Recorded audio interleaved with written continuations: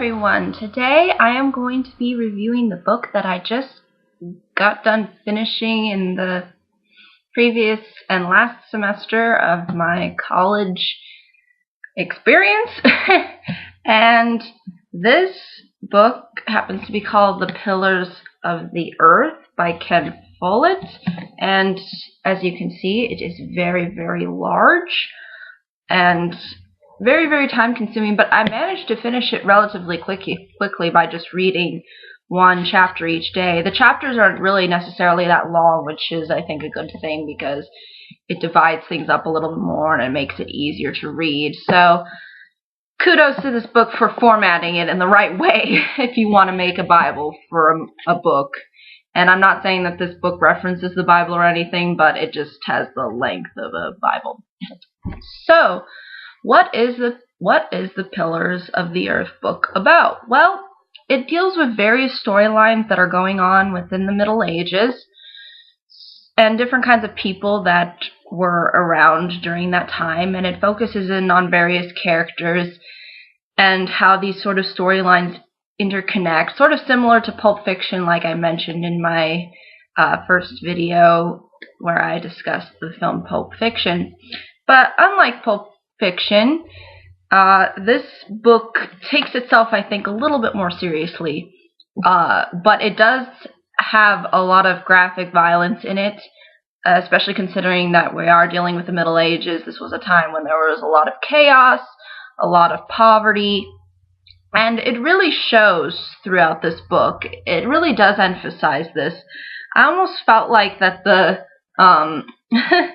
that the cover was just a little bit deceiving, because it's really not necessarily about building a church, even though building a church takes up a lot of the chunk of the book, but it's about the people that inhabit sort of that area of trying to build the church and the people that get involved sort of with that church in particular that they're trying to build. So I want to try to see if I can explain this without giving anything away, because this is a very character-driven story. A lot of the things that happen in the story deal with character interactions, and I really don't want to give those away because I feel like there are a lot of twists and turns that the book takes. But I will mention that basically the two major storylines that are going on are between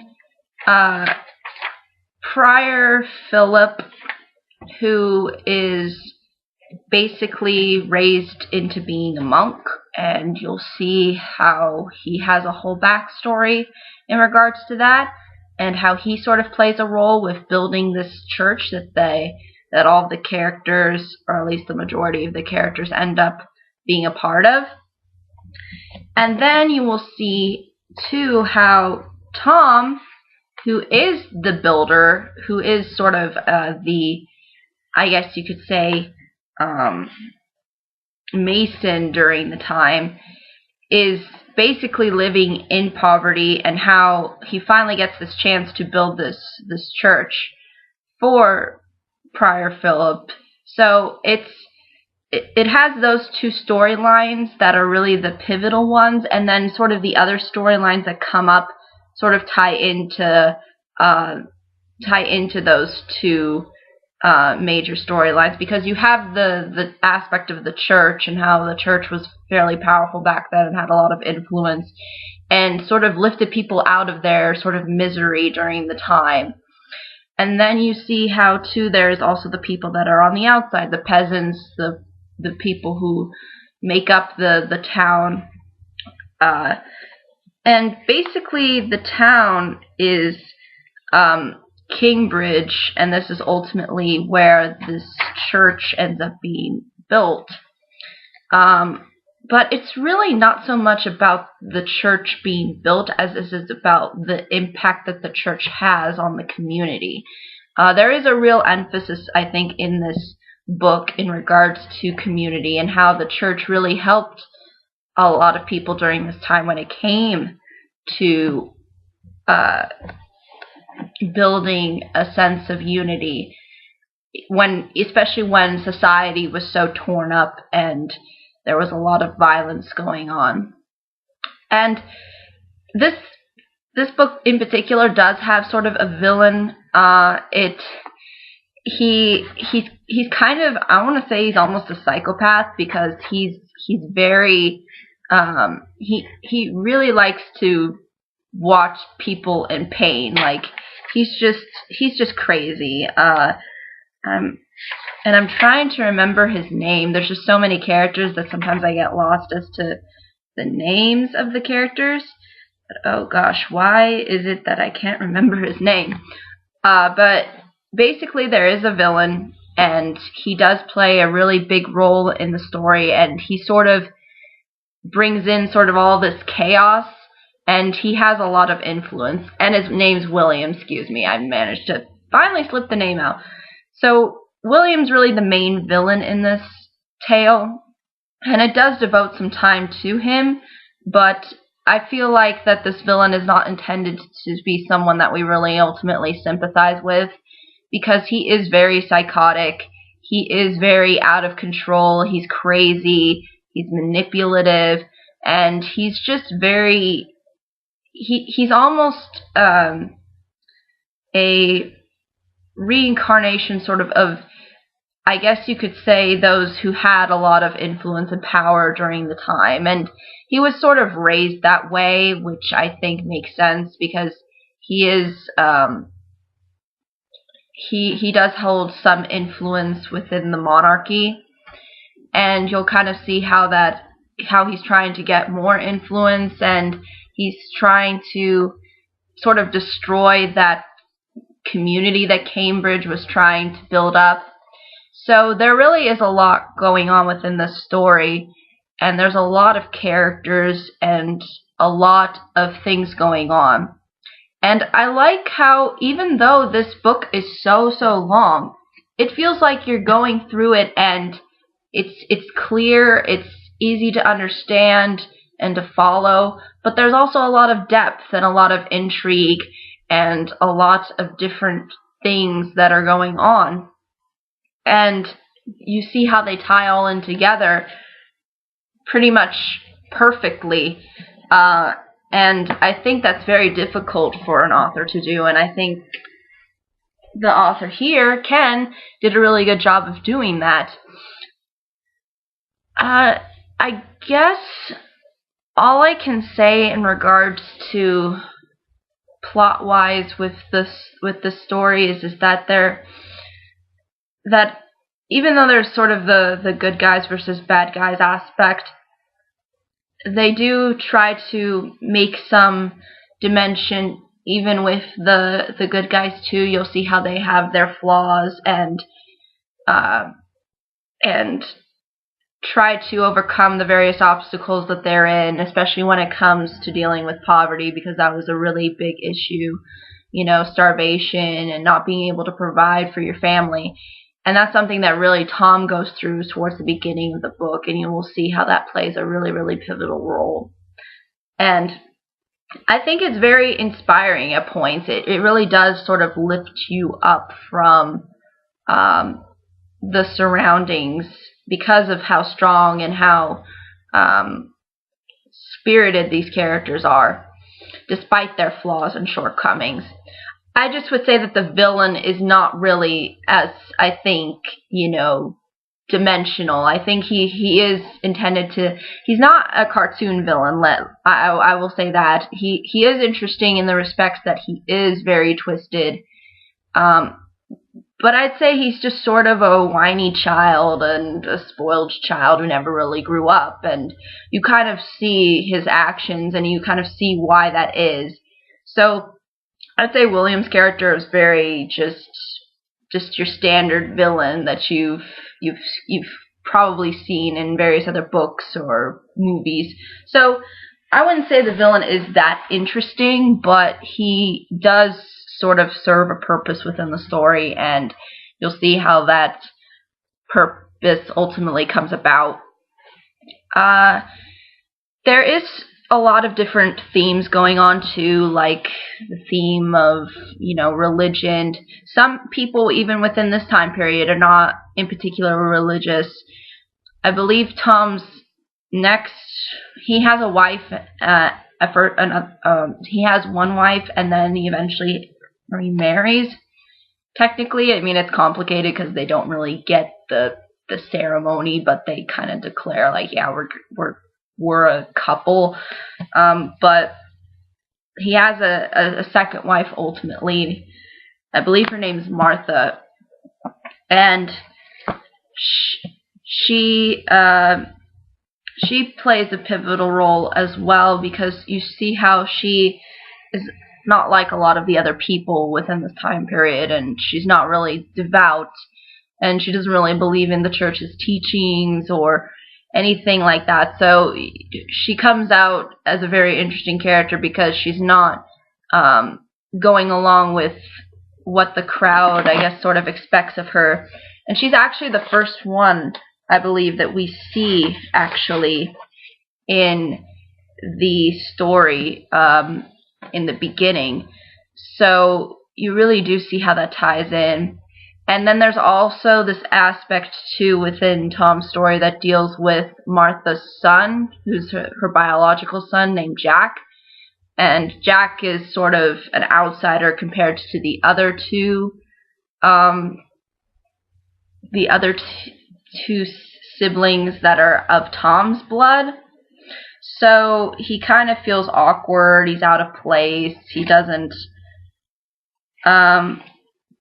So he's just kind of there, and he does have this pivotal part in the story too. And then there's these other two siblings that hold a position of power within the monarchy. In particular, Elena, who eventually sort of comes in to sort of Tom's part of the story. But you'll see how she and her brother sort of get apart too, and then eventually that story goes with Tom's story, and then that becomes sort of a bigger story. So again, it's hard to explain because there's all these different little kinds of plots going on, but then at the same time it ultimately leads to the bigger plot, which is, okay, you have the aspect of the church, and then they're building the church. And then you have the other side, which is dealing with the monarchy as well as the church politics. And you'll see how Philip sort of kind of weasels his way through those politics and kind of tries to make a name for himself. So that's really the book sort of in a nutshell. So I think it can be a problem maybe for some readers who like to have just one continuous story going on and just want that straightforward narrative. But this narrative is not necessarily straightforward because, again, you have these little vignettes of things of plots going on, but then eventually it all ties in together. It all comes around. I didn't feel like that there were any parts of the book that were completely unnecessary. Like, I felt like a lot of what the book was doing was tying things in and served a purpose. So, again, I think it's just based upon what you enjoy reading. If you don't mind there being multiple things going on and multiple stories and multiple characters, multiple emotions and themes, then you'll enjoy this book in particular. There is some romance that goes on eventually, even though I didn't mention there's Tom and his wife and then his next wife. And there's also, though, other romances that sort of blossom throughout time. And then there's also a lot of drama and violence and a lot of intrigue and sort of a little bit of backstabbing going on too. So if you enjoy those kinds of things, this book kind of culminates all of those different elements together. And I think it works really well. Like this book had me from beginning to end. It didn't feel like I was being presented something that didn't ultimately matter. And I think this is where a lot of these sort of classic books that came out years and years ago fall short, is because they don't have a lot of focus. Even with a very big story, even they seem to present things that really don't matter and don't hold that much significance. But I feel like in this story, regardless of how hugely gigantic it is, it feels like every single bit, every single part of this story, everything that's told into it serves a purpose. Whether it be character development, whether it be exposition, plot, and whether it be just sort of random, it does ultimately serve a purpose. I didn't feel like I was wasting my time reading this book. But there are certain aspects of this book that I find just a little bit odd, and you can kind of take that for what it's worth, and you will see this sort of happen, I think, sort of more towards the beginning. So you can kind of take that for what it's worth. I don't want to give it that part away, but just be prepared. It's kind of awkward and strange and unusual, at least in my opinion, how a character in particular reacted.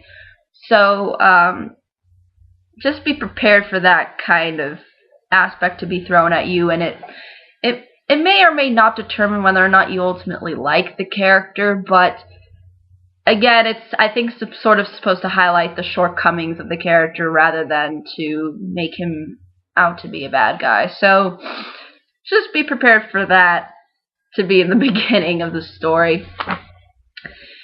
There's also a lot of, not only is there a lot of backstories that are given to the characters in this book, but there's also a lot of suffering that the characters go through. This is not intended to be a bright, happy sunshine and rainbows book. This book is very dark. It's very graphic in nature. I wouldn't say it's anywhere as graphic with the romance at all. Don't expect 50 Shades of Grey. This is not what it's not that graphic in regards to that. But it is graphic towards the violence and towards rape. There is some rape parts within the story, and that might bother some people too and make people feel uncomfortable reading. It did make me feel uncomfortable, but I realized that it ultimately did serve a purpose, and it was intended to show how the character ultimately rose above that incident that she experienced. So really it does represent really what was going on during the time. It was a very violent, a very unholy time, even though everybody was trying to claim that they're like these very holy, good Christians. Like you'll see how a lot of the characters, in particular the bad guys, in particular William, are really not a representation of what we would call maybe a good example of someone who associates themselves in being a part of the church. So again, this book really touches into sort of the harsh reality of what was going on during the time, and how that really affected a lot of the people.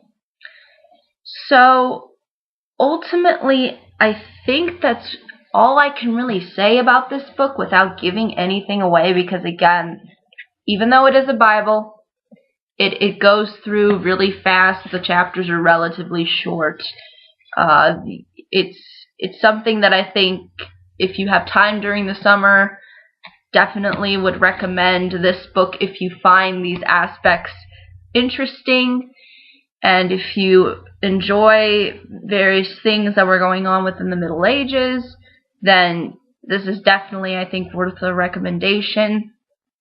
But if you ultimately enjoy characters, I think this book will really appeal to you, regardless whether or not you associate with the time period or enjoy what was going on during the time period. Because a lot of the characters go through things that that are resembling to the time period, but you could put them in a different time period and then you probably would see the same scenarios happen. So ultimately, I think that's all I can say. But if there are any questions, comments, concerns, I'd be more than happy to answer them. And I hope to see you all in the next video. Bye-bye.